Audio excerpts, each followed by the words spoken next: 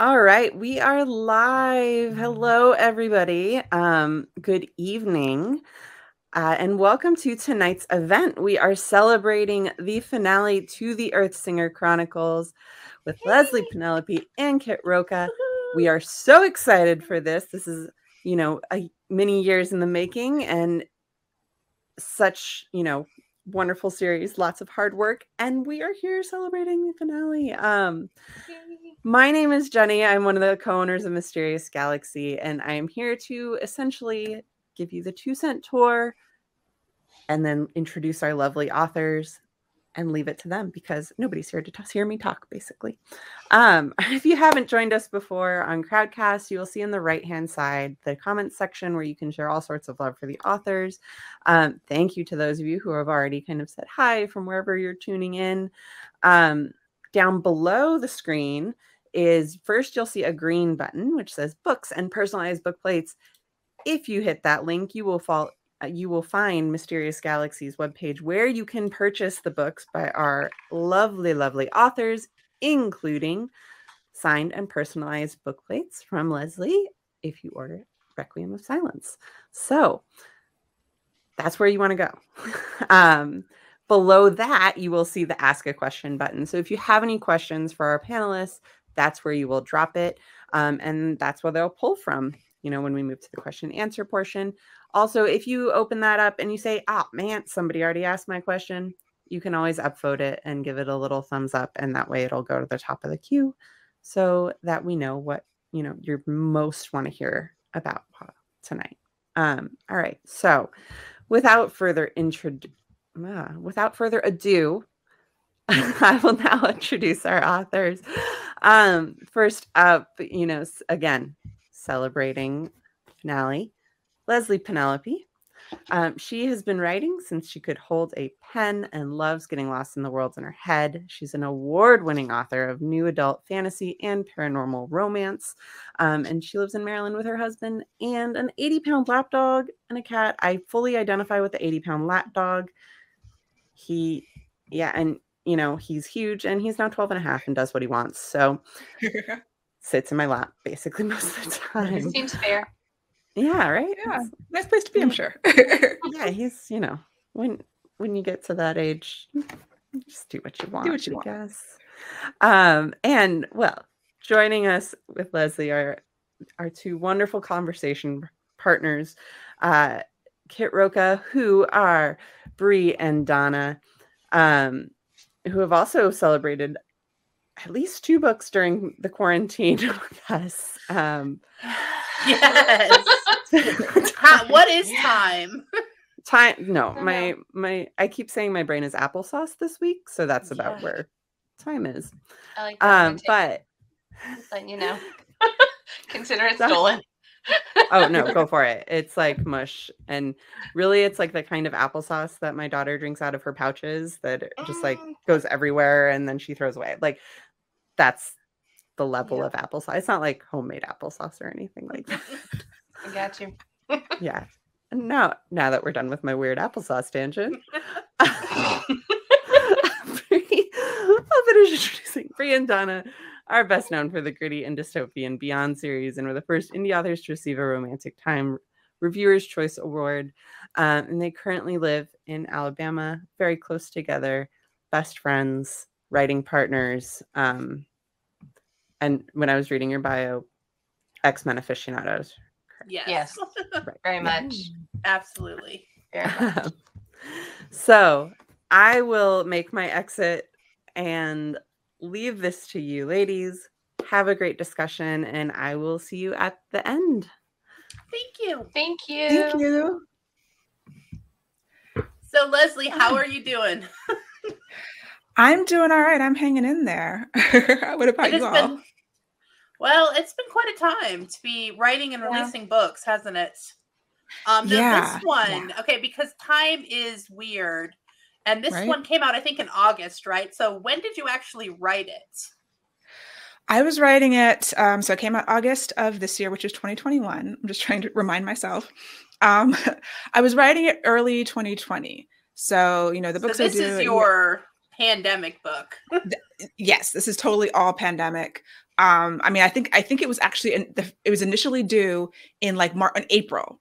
So I was writing through the beginning, then I got edits back and I was, writing through all of it. So it was good because it forced me to be productive during pandemic. I didn't have the issue that I know a lot of writers had where they couldn't write during it because I was just on deadline the entire time. And I managed to, or I had to push it back once, but other than that, like I basically met some deadlines. It wasn't. Hey, as bad if you met any deadlines, you are ahead of 90% of the people I know because we pushed the book like 4 times. Oh gosh. Yeah. We struggled. Yeah. It was hard. And it really was hard. Yeah. And especially you also, like, when you're writing these things that are really intense and like they have like sort of, like wars or dystopias or this sort of like, earth-shattering stuff, and you're thinking, how am I going to face the drama in the page? And then there's no escape from it. It's like almost a relief. Yeah. Because the world was much less, the world was scary. Last year was scary. Yeah, What? It got way scarier. I mean, okay. Yeah, it's not less scary. I think maybe we're just starting to get numb to it. Maybe so. Maybe. A little. Because it's been scary the whole time, Yeah. I feel like I was writing this entire series, which I started technically in 2013, but the very first, the self-published version. Yeah. I started writing it in 2013 at Song of Blood and Stone. And this entire time, so this 8-year period that I was writing these books, it just seemed to everything got worse and worse. We had, elections and then pandemics and then, and it's not a dystopia per se, but it's dealing with all these like terrible things happening in this world as fantasy tends to do. So yeah. I was actually wondering that because I know I went back and looked just before we started, and I remember I tweeted that I read the book, and it was 2015 when I read the self-published version, which I fell in love with and screamed at everybody I knew to go and read it immediately. So you've been working on this through some of the scariest stuff and topical relevant stuff too. I mean, has that been really hard to like have this? Yeah. Okay. I remember when you tweeted, I was like, oh, why did I sell so many books? What happened? Somebody went, and I was like, oh, retweeted about it. Like literally, I was just like, and I'm like, that's amazing. So I was really grateful for that. But yeah, like there's a refugee crisis in the series. And way back when I was writing about like a Syrian refugee crisis. And since then there's been, I don't know how many more, a dozen other refugee crises ongoing. The same one is probably still happening. So those kinds of things, it's like it never ends. And then it was funny when I met one of my agents, my TV and film agent for the first time, she went on and on about the True Father and all the parallels with the True Father and Donald Trump. And it was hilarious because I was writing this in 2013. But, it wasn't about him, but that's what she was coming at it from, years later when they, I guess it was when the St. Martin's version had come out.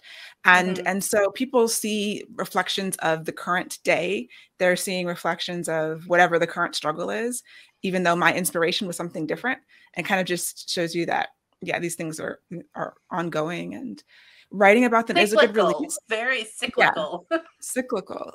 And the pendulum's always swinging back and forth.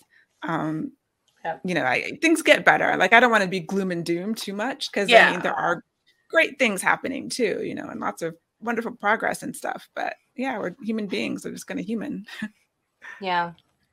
And hard. Human the most that has ever humaned. Humans don't human halfway. Like, they're gonna freaking human. And we've been humaning particularly hard, I feel like the last few years, because I kind of told someone once that I felt like the 2016 election, Trump didn't change anything. He was always there, but he empowered he like turned on the closed captioning, I think, to a lot of dog whistles, to a lot of things. I'm getting really blurry. I don't know why. To a lot of things that people were always saying, but I think that a lot of, white people especially weren't understanding what was being said. and he just said the quiet part out loud. Right, he turned the volume up. Yeah, totally. He translated it because he wasn't ashamed to say it. And, I think he empowered that a lot. I don't think he knew well enough to be ashamed to say it. Right. Frankly. He didn't have a filter. And there's any number of I do reasons. not know why I'm so worried there. I wonder if your connection maybe. Oh, yeah. My camera was autofocusing funny, I think. So, yeah, I think that it must have been like, I feel like I can so see how somebody would pick up your book and go, oh my gosh. She told the future, this thing that has never happened before. And does that happen to you a lot? Do you feel like people are just, because that happens to us a lot with the dystopian stuff. People are like, how did you know this? And I was like, well, read the newspaper. Yeah, it was happening. Yeah, pay attention. Yeah. And I mean, people do respond to it, and kind of do assume that it's about something that it's not, because sometimes readers don't understand how far in advance we write the books. So it comes out at a time when things are happening. And like, oh no, that was actually like 2 years ago when I started drafting and writing. So it does. And yeah, for you guys writing a dystopia in the middle of a pandemic, that must have been a real experience. We turned in this third book and it has people with like the augmented reality fashion and stuff. And the day later, Zuckerberg drops that meta thing with the augmented fashion. I'm like, everyone's going to think we stole that. Stop taking everybody's dystopian ideas, Facebook. There's so many times when that happens, when I'll write something and I'm like, a couple of months later, when after I turn it in, something will happen. It's like, they're going to think that it was about that. And it's totally not about that. Yeah. And it is, but then it becomes about that for the reader. And I think that's, that's interesting. So how did you approach, and this is something we discussed this last night, because Donna and I just had to figure out how to tie up a trilogy. And the last time we ended a series was on Election Day in 2016. Oh, God. Y'all don't do it easy, do you? No. So we finished this series, like a 9-book series. And, so that's the biggest emotional drop of my life.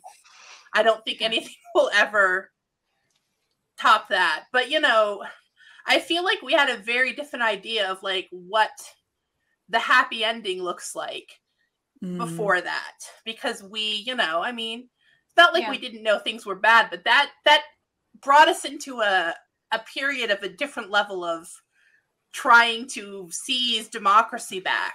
There was a certain level of like naivete before that, as far as like, there was, I think, a misconception that I certainly shared, and I think a lot of people did, that there like actually can be an end in sight to, I don't know, the human condition, that it can like, you can actually get to a point where it's like satisfactorily like wrapped up.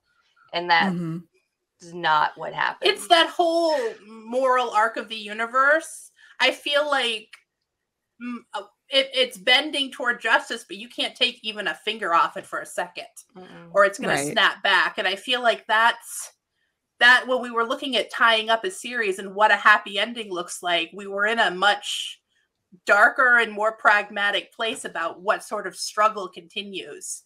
So like, I was really curious about how you felt when you were trying to tie this up, in the middle of what was literally an apocalyptic event for us. Like, how did you envision what happily ever after could look like?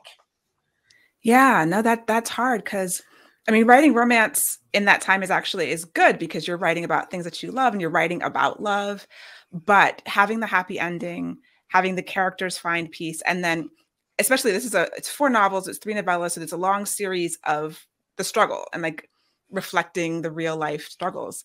And one of the big struggles in the series is racism. And it was like, well, I can't solve racism in this book. So how am I ending this? Like, how am I going to have a satisfying ending for people that, that meets the need, but is still like honest? Because that's kind of the thing. You want it, like, romance is hopeful. And I think that it has to be hopeful, but you also want to be honest with like certain kinds of books like these.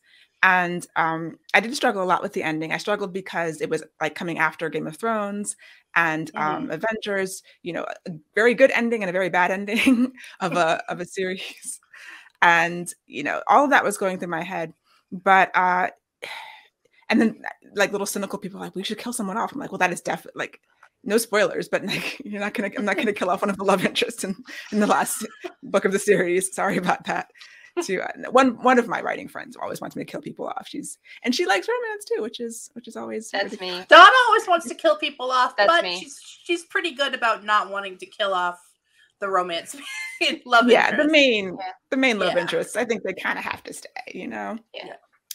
But yeah, so I think I settled on something that was hopeful, but not like sugary, you know, like you get that satisfying ending, I'm hoping, but you still, like, romance fans will still be satisfied and will not be angry at me.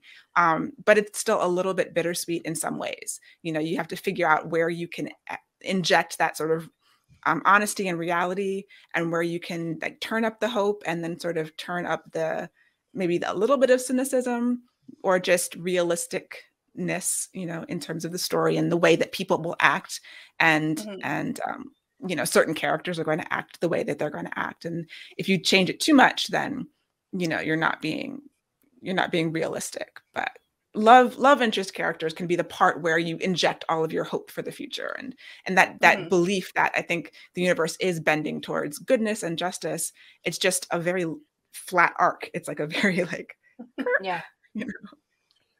And we have to keep, I feel like the thing is, like, you know, because I thought a lot about, especially as we were coming into this election, which felt like, you know, the 2020 election felt like it was the life or death moment, you know, right? And a lot of people in that primary, which it feels like a million years ago already, but, you know, there were 9,000 candidates. And it felt like a lot of people wanted to find the one person they could elect so they could stop paying attention. Yeah. You know, and I feel like the way it was before. Yeah, they could just become complacent again, and they could just let one person fix everything. And so I feel like that's maybe, you know, you can be happy and have a life and still, you know, not be asleep at the wheel. And so that was like what we were thinking. That's an interesting question, though, that I've never really like considered. Can you have a setting, like particularly in like, you know, one that's not strictly based on like, you know, our contemporary setting, like something in like fantasy or a futuristic or something, where the setting is literally just too awful to have like a happy ending in it? You know, I kind of feel like that was maybe sort of what ended up happening to Game of Thrones a little bit. I mean, we know what really happened is that the showrunners were like completely done and they just didn't give a crap anymore and they were like phoning it in. But is that a case of there was literally like what they had gone through and what they had done with like the setting? Had they literally made a world where there was no way to tie it up, no satisfactory way to tie it up? Can that happen? Yeah. Like what would have been the best ending? Like no one really probably agrees. So I'm sure not. I think it's because it was a world based on cynicism. It was a world based on the idea that earnest people will always lose because cynics will always beat them. Yeah, there was no hope in it to begin with. So right. And I feel like that's almost like what the opposite of romance is, which is that you could be the underest dog that ever lived, but you're going to get your scrappy team together and you're going to hope so hard that even if the world is ridiculous, you know, you're going to hope yourself into a better place than you started. It's like your paradigm. Like why some writers are going to write the cynicism, and because that's what they're concerned about. You know, I think that we love romance because of the other part of it. So even though we can create these horrible, like really difficult worlds, you know, that spark of hope is going to be the thing that is like the grounding factor for our characters and our stories. So no matter, I don't think that, you know, we could have the same world of Game of Thrones, but we would just do it differently because the focus is different. And the ideal of like, why do people want to read these books is that we're coming from a completely different place, I think. Yeah. And I think that people mistake cynicism for honesty a lot, because you were talking about honesty. And I mean, there is a sort of,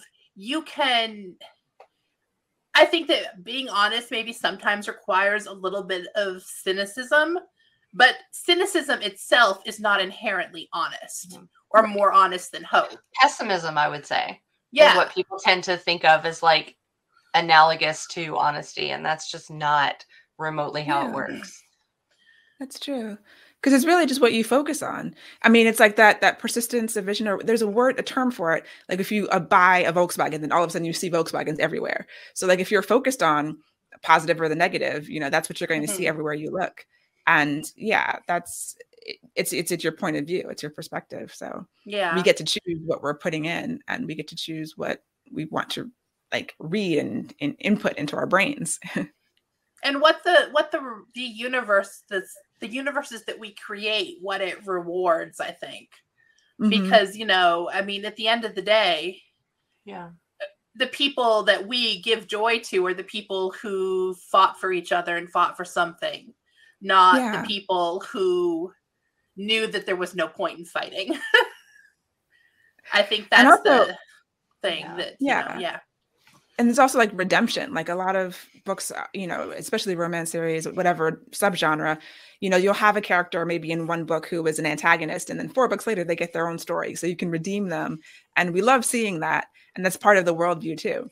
And I think that's also honesty, like that people can be redeemed and people can change. And there needs to be room for that too, in your kind of realistic lens of life.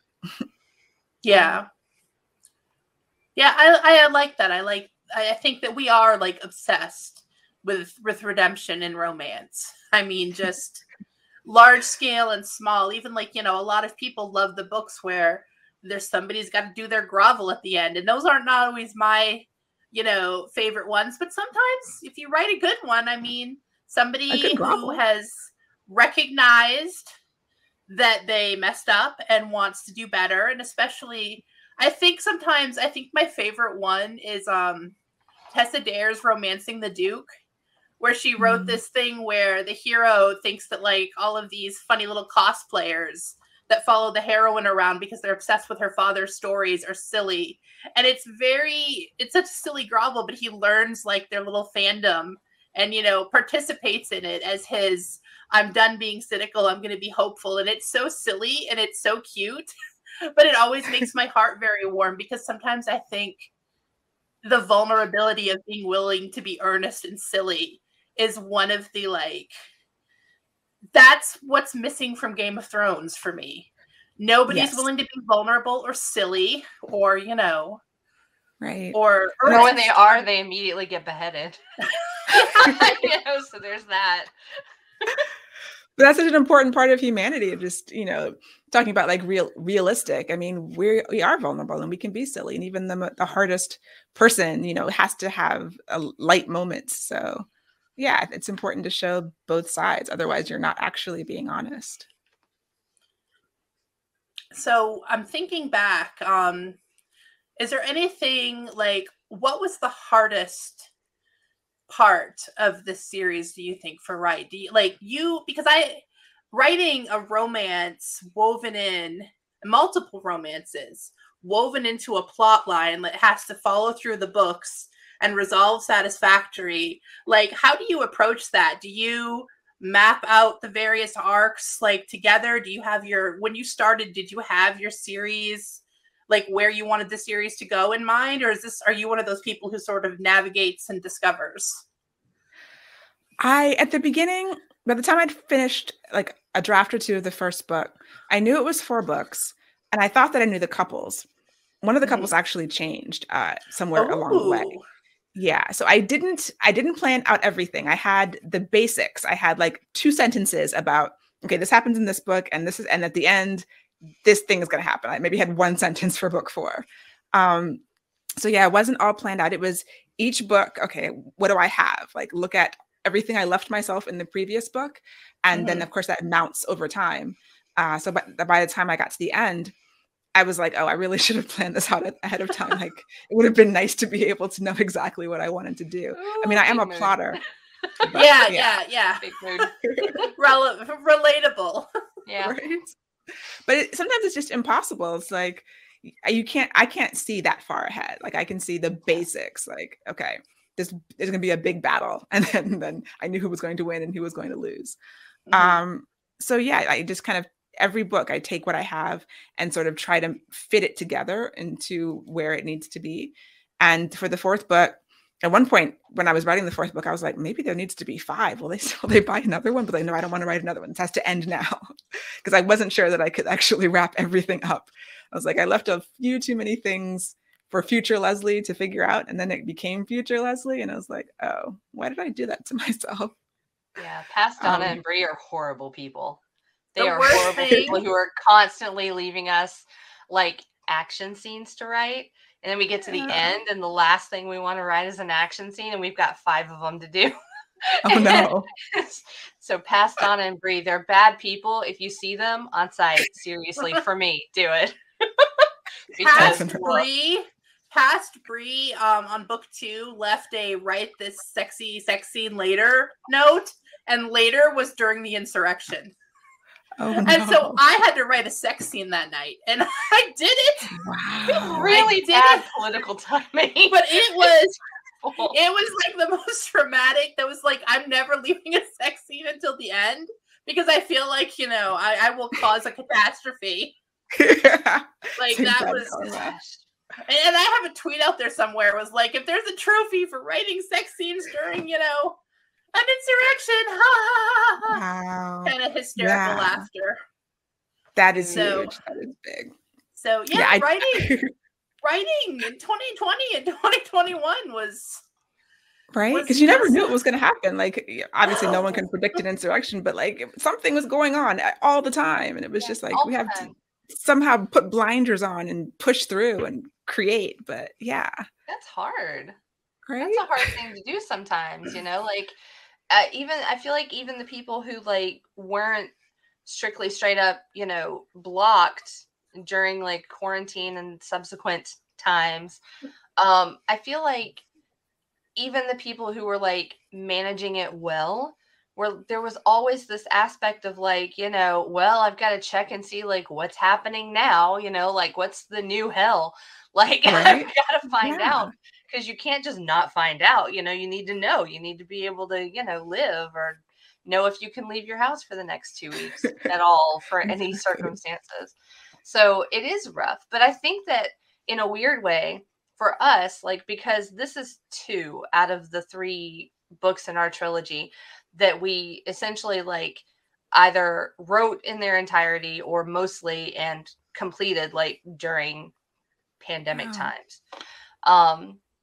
And I feel like it did inform like the way that we went about them in a certain way, like, because I feel like whereas we might have taken sort of like a larger kind of more macroscopic view of the characters and the plot, we really just sort of like homed in. I feel like being stuck at home gave us this like vibe that was much more like, intimate and character focused. All of a sudden everybody was having big group dinners. Like, it was like, in there. It's so hard to explain. Like, it made sense in my head, but it's hard to explain it now. But it was like, we were so focused on them having like a safe home space and like being safe and feeling good in it, that it literally did change like how we plan to approach the entire thing. And so it's just such a massive difference, I think, than the way that we maybe would have approached them if the pandemic had not happened. So because we were planning on doing fairly different things. Like when we turned in our proposal, it did not look like this. Wow. That's not what these books looked like. The basic general quasi plot was sort of the same, but the way that it had just nowhere near, completely different. Yeah, that's really interesting. I mean, I think I do know what you mean in terms of like wanting the characters to have that sense of community and family even more so. Like I do think that seeped in while I was writing, and because in this book, people split apart and there's different, plot lines. And when they come together, it was just, that kind of catharsis of having all these people together. And because also for the series, like a lot of these people hadn't met until this book, everybody comes together in the fourth book. So it like the weight and the importance like grew of those moments. And I think I did treat them a little differently than I had planned or than I thought I would, just because of kind of being starved for contact and the wish fulfillment, like living through the characters and wanting those experiences for yourself. Yeah. That was something that we really ended up running up against when we were doing the Romancing the Runoff auction in 2020. When we were doing that in like November-ish, one of the things that we had gotten together to auction off was like, you get to like play Among Us with a whole bunch of like famous people, just like, and it was kind of like a random, there were like TV screenwriters and like, you know, is he an ice dancer or a figure skater? I can't remember. He is a Japanese champion ice dancer. Ice dancer. He might be going to the Olympics. I mean, he's awesome. And so there were just like, and writers, and we had like all these different people, and so we had a few games before the auction actually ended, where we were sort of kind of, you know, getting everybody accustomed to the game and like all this stuff, and we were just like playing this game, and we all kind of like had this circumstance where we were playing the game and we were in voice chat and we were all having fun. And we were, like you said, sort of so starved for contact that we didn't actually want to stop playing the game, that we were just like happy to be interacting with people. So we just wanted to, you know, keep playing. And it was very like almost shocking to me in a way to just realize after the fact, it's like, wow, how hungry were we for that? You know, just to like talk to other people and have a good time. And it was shocking. It was actually shocking. I was just saying, wait, the pandemic was after the runoff, right? And then I was like, no, it wasn't. Because this is like how much time is... No, it wasn't. We had been all like stuck in... Yeah. Wow, time is like really messing with my head. It's messed up. Yeah. It does. It's hard for me to remember how long ago the pandemic started. And I feel like by the time the election was happening, I mean, obviously I know that the pandemic was happening during the election. It's just... Oh no, when Leslie was talking about writing at the beginning of 2020, I was like, now, was that when the pandemic started, or was that when we were a year into it? Like, I literally couldn't remember. I had to think about it. Yeah, I'm always thinking, like, what year is this? That's right there at the beginning. And by November, like I was doing really well with my writing, like, you know, most of the summer, you know, spring and summer. By November is kind of when I started to hit the wall and started to crash a little bit, because I've been going straight through and it was like, we're not done yet. When is this over? I started to really feel it. I couldn't read. Like, I still had to write, but I found myself unable to read or focus on any words. You know, I started watching TV, which I don't watch a lot of TV normally because I usually would rather read, but it was just like nothing. I couldn't. I know so many people who say that, like, reading slumps, because I mean, I don't know about other people, but for me, I didn't have the emotional energy to care about new fictional people. Like, I felt just like tapped dry. I was like, I'm going to go reread because at least I already care about them. Like, you know. Oh, right. Yes. Yeah. You read a whole series, the Diane Duval Immortal Guardians. So like, for like the fourth time, I just was like, okay, I know these people. I'm comforted by them. Read them again. Yeah. I know what's going to happen to them. Yeah. Nobody's going to have a press conference at a landscaping company. Nobody's going to come to and pretend like that was the plan. That to me was always the wildest part. It wasn't even that. It was two things. It was, number one, that some employee answered the phone and made that happen. That like, sure, yeah, I guess you can. Why not? And number two, that they just doubled down on it so freaking hard that they didn't even have a moment where they were like, yeah, okay, fine. We wanted to book the hotel. But like, we messed up. The two things, they're just so freaking wild about that.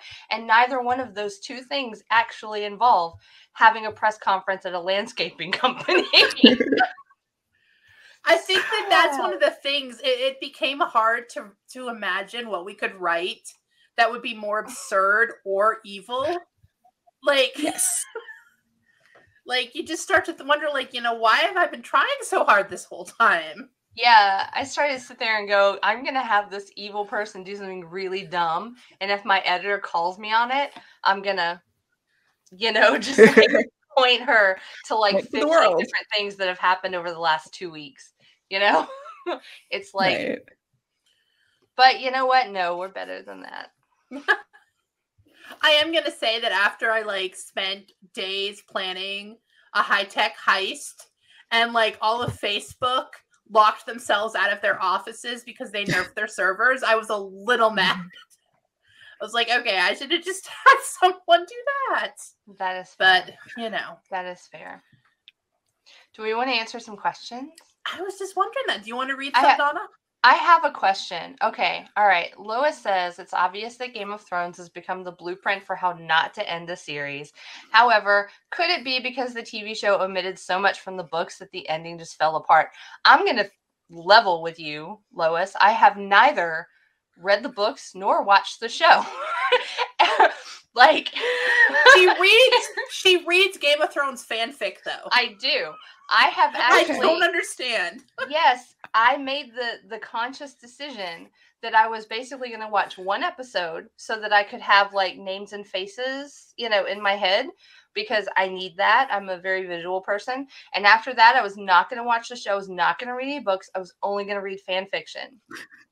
And widely, all kinds of fan fiction, all kinds. Probably doing better than the rest of us, honestly. You know what? Right? It is really interesting spotting all of the like common threads and going, this must be something that they took from canon, and then trying to sort that out from like a shared like fan canon and stuff.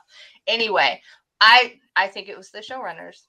I mean, sure, they could have like gotten some book stuff and made it better probably, but I think they just were so tired of doing that thing and not what they wanted to do that they were kind of like, let's leave the Starbucks cup on the table. Who cares? So, yeah, I bet you weren't expecting that extra look. Was it salvageable, do you think? I think it should have been, yeah.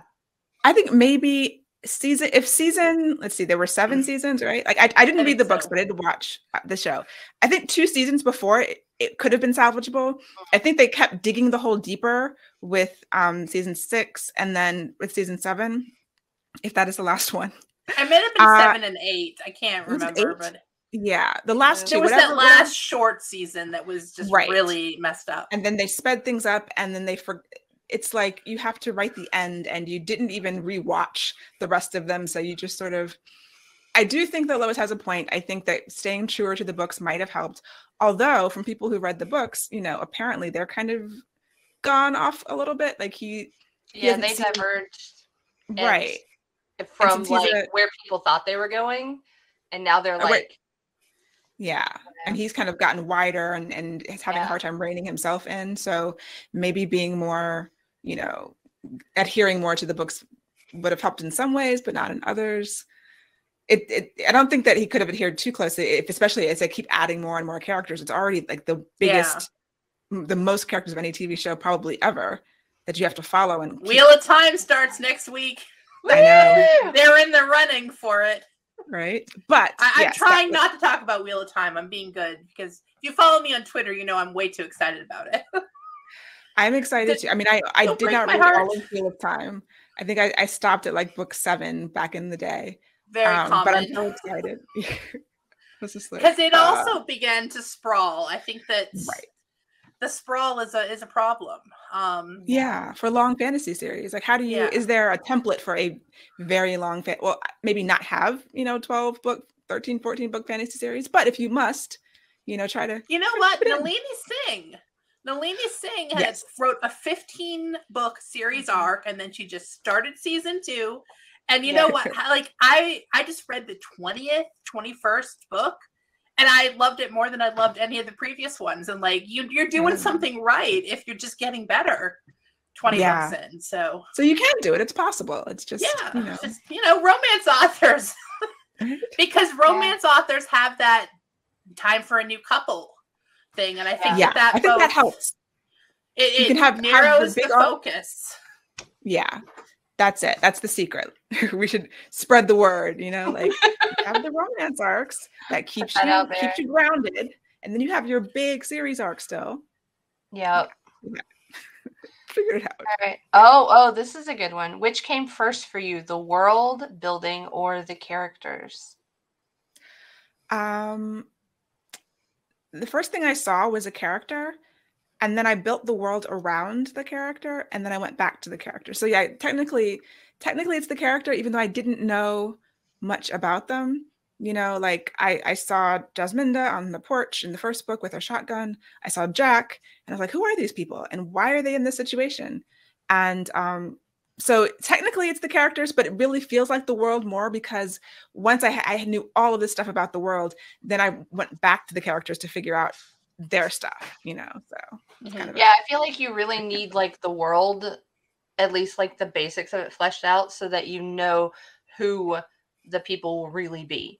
Like you can have like a vague sort of idea, or like maybe an archetype or something that you really want to hit, but you're not going to know who they are until you know what kind of world they live in. Right. And it's kind of, but I think maybe also turn that around, maybe. So maybe it's just one of those world, like, I think, hand in hand, the person you want. Yeah. So maybe it's just you've got to do them in tandem, no matter what. Yeah, I think they always work in tandem. I mean, did you guys make your world, this world first? Sort of. I think we always kind of do it in tandem, because a lot of the world did sort of like. And to be perfectly honest, when we first started the Beyond series, which is, the same world as Mercenary Librarians, we were like, let's just write a novella that has all the stuff that nobody's like ever wanted us to write. And we'll just write that to get it out of our system. Yeah. And then things escalated. But so we kind of started just, well, let's take some people and throw them at the wall and then build a world around them. And we did have the world first, though. Because we were like, we want to do this novella, but we want to do like a post-apocalyptic kind of dystopian thing. So which apocalypse do we want this time? Is sort of like what we did. And it just so happened to be like summer 2012. Mm-hmm. And there 2011. Was it 2011? Are you sure? So. Okay, yeah. 2011. I'll trust you. Maybe 2012. I don't remember anything. But there had just been like this huge solar storm that had barely missed like Earth. And the preliminary conjectures were that, it would have done just like billions and billions of dollars worth of infrastructure damage. And so NASA was like, okay, we're going to, do a study, and we're going to figure out exactly what the, monetary and, casualty damages would have been for this. But before they were, I was like, Bree, I found it. Like, let's do this one. Like, let's let this be, our apocalypse. And we were already into the series before they finished that study. But it would have been like something beyond like a Carrington level event. It would have been absolutely wild. And something like that, for anybody who doesn't know, when you have like coronal mass ejections or solar flares that are of that magnitude, they essentially function as EMPs, as electromagnetic pulses, and they will fry a power grid that's not properly shielded or has like proper redundancy set up. And guess what we don't have in the US in many places? Properly shielded, because, all of these like utility services have been privatized. And so, they're not looking to spend money to beef up their power grids on something that may or may not ever affect them. And so they just don't. And so our power grids here are especially like at risk for damage from events like that. And so to my, vision, that was an excellent, excellent apocalypse. And I was like, let's do it. So we knew that they were going to live in that kind of world. And then we were like, what kind of people would we want to put in that kind of world? And from there, it was like the intricacies of it. We just had to kind of go back and forth. But it's the sun's fault. The sun. The entire thing is the sun's fault. So that's what we did. Oh, the bookstore's got a question, and I would like to hear this, Leslie. What scene or character were you most excited to write in the finale, and what will you miss most about writing this series? Oh, wow. There's trying to not spoil, but the one I was most excited to write is kind of towards the end, where we have the character basically figuring out the thing she's been trying to figure out. Like one of the characters, it's Zelly, goes on a journey trying to figure out this big thing, and I was not sure I could pull it off. Like everything hinged on this thing that happens that she does, and I'm like, is this cheesy? Is this going to work? Will people buy this? Because it was a little bit woo-woo, but I thought it made sense, and it was really the only thing that could happen because it was in my mind from the very beginning when I was like, okay, this has to end this way. Yeah. And so I was really excited to write it, and I was scared to write it. Because like I said, I wasn't sure that it was going to work. Like I had, my brother is one of my first readers. He's one of my beta readers, and I had him read it. I had my critique partner read it. I'm like, I only have one question. Is this cheesy? And they were like, no, I like it. And I'm like, okay, all right.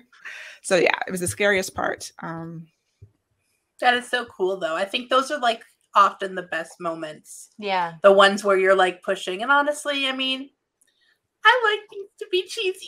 Yeah. I think you said it might be woo-woo, and I was like, give me the woo-woo. Yeah. I think that's one of those things where Bree and I have sort of like one other thing that, writing during the pandemic has done to us, and actually not even just the pandemic, but like, the last 6 years has done to us, is that, we're not so much, we don't really mind so much anymore if it's cheesy, as long as it, as long as it's good and it serves its purpose, right. A little cheese is fine, like give it to me, because, I wouldn't mind it as a reader. So, Yeah. I might even find it, adorable as a reader. So, I want those like empowering moments from characters right now. Like I am tearing through books. Like, please do your magical empowering, have your victory, so I can vicariously feel victory with you. So I think that's like great. Very much. Okay, part 2. What are you going to miss? There's just so much in the world that I didn't get to explore. I did spend a lot of time on the world and the different countries and the different cultures. And some of them, I would spend a day researching this thing for like, one line of dialogue. And in passing, these people do this. Like, I think most writers have experienced that, falling down that research hole, getting it really perfect, and then you don't ever use anything else about it. So I'll miss the world. I mean, I could go back to it. I don't know when or where, but there's just so much interest that interests me personally that I would love to explore, regardless of if anyone else cares. Like I would love to just do a whole story in this country that we never got to see. That's the kind of thing I'm going to miss. Yeah, that makes sense. That's like I mean, you've essentially lived there for so long. Like right, in the world, right. How could you not miss it? So I think that it's sort of like leaving like a country or a city or something that you're visiting that you really love. That's not home, but it almost feels that way. And you have to leave, and it's like, and you don't know when you'll be back. Yeah, it's like, it's the thing. It's rough. It's like, it's good, because I did spend so long there that I was ready to go other places and do other things. But I think maybe with a couple of years, there might be something else that I need to do there. Yeah. Go back for a visit, write us a story. Yeah. Right. Yeah. Another novella or something. That is a thing that's like, ready to kind of do something else. Like Bree and I are working on a proposal right now that's way different than like, the Beyond and the Mercenary Librarian stuff. And so there are parts of it that are so exciting, because it's new and your brain is like, we're doing something different. Like, this is pretty cool, but it's also scary because, you are kind of branching out and, you're taking a step out into like midair, you don't know where you're going to land. And so it's kind of, it's both. Yeah. It's exciting, but it's scary. All right. Oh, what are some of your favorite endings? Books, TV, film? Go wild. That's a good question. What ended really well? I think How I Met Your Mother. No. Donna. Sorry. Shame. That wasn't even a funny joke. Nobody Jail for 1,000 years. Yes, jail for 1,000. I know. Sorry. A lot of times I don't get to the end. Like, I was a huge X-Files fanatic. I did not make it to the end. I mean, I think I didn't. I might have watched it, but I hadn't really paid attention in the same way because a lot of things fizzle out. And too many things don't end when they should. You know, they don't go out on top. Like The Good Place. That was a great ending, I think. Yeah, that went out tight and just... Yeah. If you can go out with a couple of seasons, you kind of knew what you were going to do. Since I was writing the next book that's coming out next year is a heist, I've been watching Leverage. Ooh, and the original series of Leverage ended really well. It wrapped up nicely. I'd watched the new one too, which is also good. It's also kind of more of the same, but updated. But yeah, like those are two that come to mind immediately in terms of TV shows. Yeah. That ended good. I think that first season of The Good Place, like the ending of that first season was just like, you know, my husband and I were actually talking about it, like, you know, when it happened is like, wherever the show goes from here, I'm not sure they can top that right there because that was like the perfect season ending. But then they did really well, like following it up, you know. And they reinvented every season. Yeah. Every sometimes episode. multiple times per season. Right. Yeah. Like the third season, it was just like constantly a new show, and I was like, I don't understand. Yeah, it's crazy. So yeah, Crazy Ex-Girlfriend is my show that I think might be a perfect show. Like just 4 seasons, like like in spite of the title, like one of the best mental health shows about mental health that I have like ever watched. Oh my gosh! So and it ended right where it needed to end, and you know. So yeah, loved that. Yeah. Book series. The book series that comes to mind is an old one. Melina Marchetta, Finnegan of the Rock. It's the Lumiter Chronicles. It's 3 books.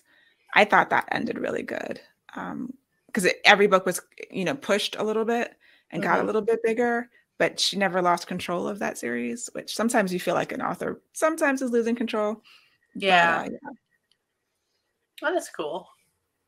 Nice. I'm actually going to say, since I promised I wouldn't, but the Wheel of Time series actually was ended well. Like, that's why I'm excited about the TV show. I know. No, that's good. I'm so impressed, though, because a different author had to come in and take a sprawling series. Right. And so I think about that sometimes with the TV show Game of Thrones. Like, they were basically doing the same thing that Sanderson had to do, except for Sanderson, you know, did it well. Yeah. Right. He didn't crash. Not all fans would agree with me about that, but I think Sanderson landed the plane. So. Right. Yeah. So yeah, did we have one more question in there, I think? Probably. I was skipping around because I'm a rebel. Oh, which books from 2021 do you recommend we read before the end of the year? I don't know when books came out. Yeah, that's a big problem. Like, writers make friends with other writers. And, like, the biggest reason we make friends with each other is so that we can read books before they come out. Is that we trade books. And so, yeah, I legitimately have no idea when the books that I've read this year actually come out. No freaking clue. I'm so sorry. I don't have any idea. Are you a better person than me, Leslie? My memory is so bad. Oh, Alyssa Cole's Anastasia retelling, How to Find a Princess. That came up this year, right? I'm 90% sure it did. Also, Rebecca Witherspoon's 3rd Cowboy book. Yes. I have to try to think about the things they've talked about recently. Right. I know. I'm like, when did these come out? I don't know. I'm so bad at this. And I don't think that Jessie Mihalik's. I don't think any of her books came out this year. I think the 3rd one was last year. Yeah. But she does have a new series coming out next year that I think everybody should pre-order. Please it's read called it. Hunt the Stars. Do yourself a favor. It is. In January. I thought it came out in February, but yeah. It is like an enemies to lovers, 2 found families become 1 found family. So good. In space. So amazing. In space. With a psychic Duke General alien hero. I don't even know how many. Yeah, it's what else it's he's wild. got. Yeah, telekinetic Duke General. Just he's broody. full of all the tropes. It's fabulous. It's trope-tastic. It's amazing. So that's gonna. You know what? I think I'm gonna reread that tonight. That's gonna be part of my self-care. That's what I'm gonna do. I did just finally read Ring Shout by P. Jelly Clark, which is really awesome. I think I have that audiobook actually. Yeah. So I am really excited. I do not. Oh, hi. Hi. Sorry, I'm back. You guys can keep going. I got a little overexcited because of Hunt the Stars and Ring Shout. So, so many good books. Have you read Hunt the Stars? Not yet. It's literally the next one on my list. I've had to get through a couple for the store. And now it's like, it was between Hunt the Stars and Window Shopping by Tessa Bailey. And now it's going to be Hunt the Stars. It's just going to be. I mean, you need the Duke General telekinetic space. You can flip a coin, though. That would also be equally valid. Flipping a coin. I love the Consortium trilogy. So I'm really excited. I've kind of been like saving it because I'm like, I don't know if I want to read it quite. Or the arc, I guess. But we just think these we're are coming out faster. So. We are doing a pre-order campaign for Hunt the Stars. So if awesome. anybody's super exciting and would like a signed book plate, just following that link that Heidi put in the chat, we'll be right there. Well, I hope I didn't cut this short. I also just everybody please read Ring Shout. It's like a totally different book, but that was my favorite book of 2020. Like I loved it. Nice. And I love recommending it to people. I have not gotten it yet. I need to get it then. I'm gonna click. It's pretty short, but it's fantastic. Yeah. Right. The author and I bonded over Wheel of Time. Oh, he's a big Wheel of Time stan. Yes. Everything comes back to Wheel of Time. Right? Yes. Of course. So I'll be watching. We'll have a watch party. Yeah. I'm trying to be. I told Donna she can't even come over because I'm gonna like watch it by myself and cry. Yeah, she won't let me see her. Oh, really? When she's watching it for the first time. This was my like 14-year-old girl favorite series, so I'm like, oh no. I understand for sure. So, yay! Well, on that note, I want to give a huge thank you to all of you lovely ladies. I know you talked a lot about how like important cheesiness can be and being silly and being vulnerable and romance and finding that in the last 2 years and why it's so important. And I'm a big supporter of that. Lots of us at the store are big supporters of that right now. There's been a lot of romance binging around the store these days. But thank you so much. Again, please support Leslie. And you can support Mysterious Galaxy too, but buy her book, right? Get signed book plates. Yeah, get signed book plates. Get the whole series. It's there. We love Leslie's books.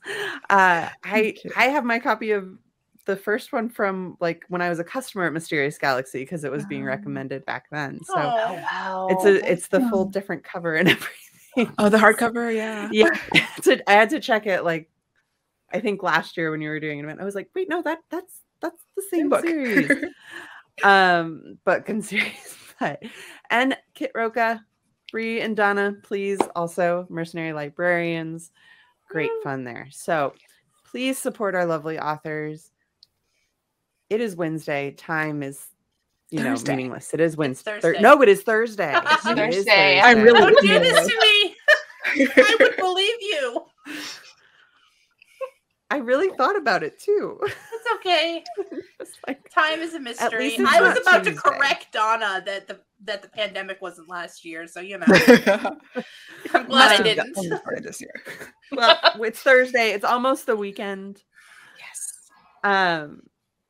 So happy Thursday evening to everyone. Thank you for joining us. Thank you guys. Thank you. you. Thank you for for hosting. hosting. We hope And we're thank so you, excited guys. to see what Yeah. comes next. And everybody have a delightful night.